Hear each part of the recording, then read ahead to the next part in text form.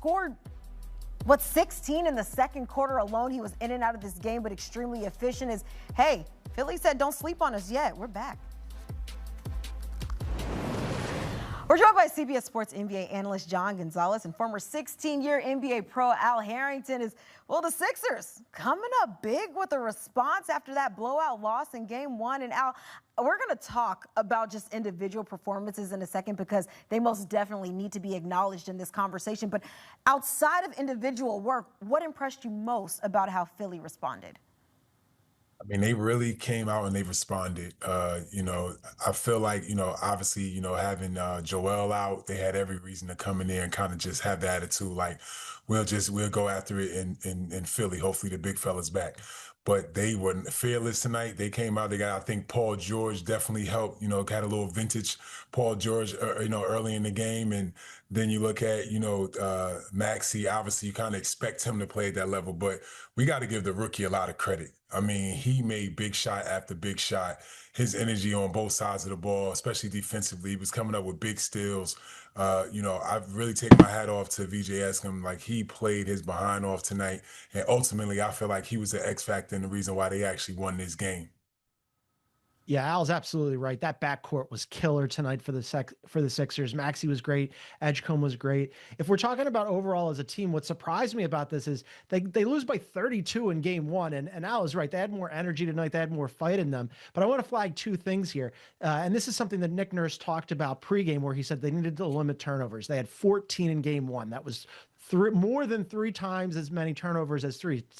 Tonight, just 7 turnovers. And then that 3-point shooting. They only made 4 threes in all of Game 1. Tonight, they make 19 of 39. They shot the absolute lights out, 49%. That'll help you, right? That'll give you a little bit of a boost when you're trying to find some offense. Hey, here's an idea. Knock down some shots on the road. And they absolutely did that tonight. And I think they stunned the Celtics. They certainly stunned me, Kiana. Yeah, I think they stunned a lot of people. I think maybe people are starting to write off Philly after that blowout that we did see in Game 1. But without Embiid, you guys are talking about it. I mean, Philly did need somebody else to really become a serious factor in this series. And we know what Maxey is capable of. He had himself a night, but can we just take a step back and look at VJ Edgecombe? Did he just announce himself in a huge way with this performance? I'd say so. I know. I'd say so. I'm just, I've been a big fan of his whole young career. Seeing him at Baylor, the way he played, his mental, the mental mentality, the way he approaches the game. I call him like a little bit like Russ, a little bit of Russ, a little bit. He has a little Russ in him. And, he just really took the ball by the horns in this game. He felt like it was opportunity for him to shine, and he shined, with the star of stars, and especially playing in Boston. Boston's a very tough place to play. You got Jayson Tatum, you got Jaylen Brown, you got a bunch of good players over there. And, he came in and he responded. He played at a super high level. And like I said, the fact that he was responding with the 3-ball, that's something that he's really not a strong suit of his game. But tonight he let it fly and he made big shot after big shot. Yeah, that Russ comparison is interesting, right? Because he has that same fearlessness, whether he's, shooting from deep. It's only his second playoff game, right? I mean, it's hard to learn how to play in the playoffs. And he looked like the moment was certainly not too big for him. And as Al mentioned, it's not easy to go on the road when you're a rookie and playing in Boston. That's a tough environment. And I would say, like, the one part of him that is, Russ, like in the fearlessness, they had the in-game interview with him, and he said, I don't care if a bigger guy is coming at me. You're going to have to go through me. I love that about him. I would like to say, though, and I think he demonstrated it tonight, looks like a better shooter already than Russ. Goes and hits 6 of 10 from 3, and they needed all of that. No disrespect to Russ, but like sometimes you don't want Russ cranking threes. And tonight with Edgecombe, I was like, hey, take them all. I mean, he was knocking them down, and he took a blow in the game and looked like he hurt his back and left the game and then came back. That's another thing that I think is sort of comparable to Russ, right? Where you really got to knock that guy out. Otherwise, he's going to come right back at you. And what an incredible performance for those two guys, Edgecombe and Maxey, to go for a combined 59 in a game right after they got blown out. I mean, that's an answer for you. Yeah, that duo, 59 of the 111 points scored in this one. And then you're talking about VJ Edgecombe, plus 17 when he's not on the floor.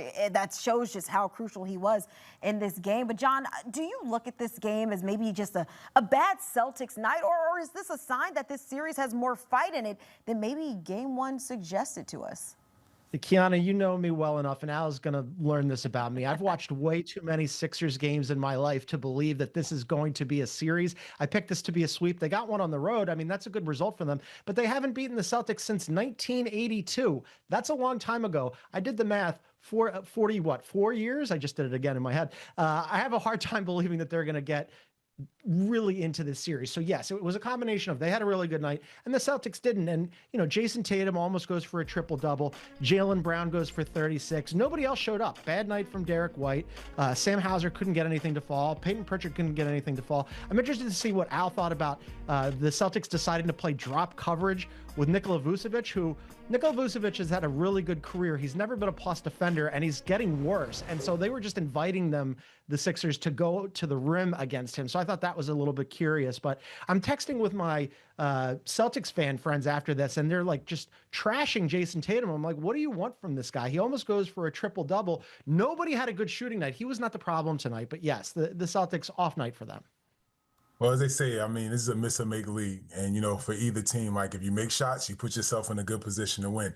With Jayson Tatum tonight, I felt, there was some times where it looked like vintage Tatum, but I think sometimes he was out there defensively. It was the way he actually hurt them. I watched maybe like 4 or 5 clips where, he was the direct reason why either he turned the ball over or he was in drop coverage and not, up on guys, that were, taking wide open shots. But I think that, overall with Philadelphia, if they can hit shots like that, they'll be in this series. But as we know, that's really not their strong suit to play at that high of a clip. And then we also know that the Celtics are going to play better.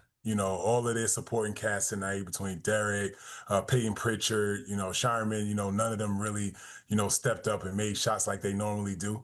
And usually when the ball's flying around and humming, those guys, you can count on those guys to make shots at all times. And just tonight, they just didn't have it, and it's unfortunate, especially in the playoffs, because you're supposed to protect home.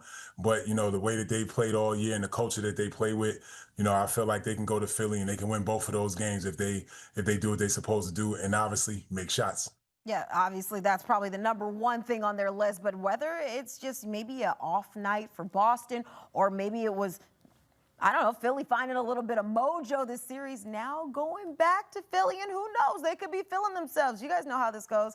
Momentum can go a long way. So, John, I know you might be enjoying that, but we'll just see how it goes. Friday, we'll talk about it and see how this one shakes out. Fellas, as always, thank you guys so much for stopping by. Thank you. Well, how about Tyrese Maxey in this series? This series might be split at 1 apiece, but this man's been balling. 50-plus points, 15 or more assists through the first 2 games of a postseason game in Sixers franchise history. He's adding himself to the list among some greats and looking to add on some more as Game 3, that's set for Friday in Philly. A brutal, brutal fall for Victor Wembanyama. He's out of the game with a concussion and concussion protocol. More on what this means.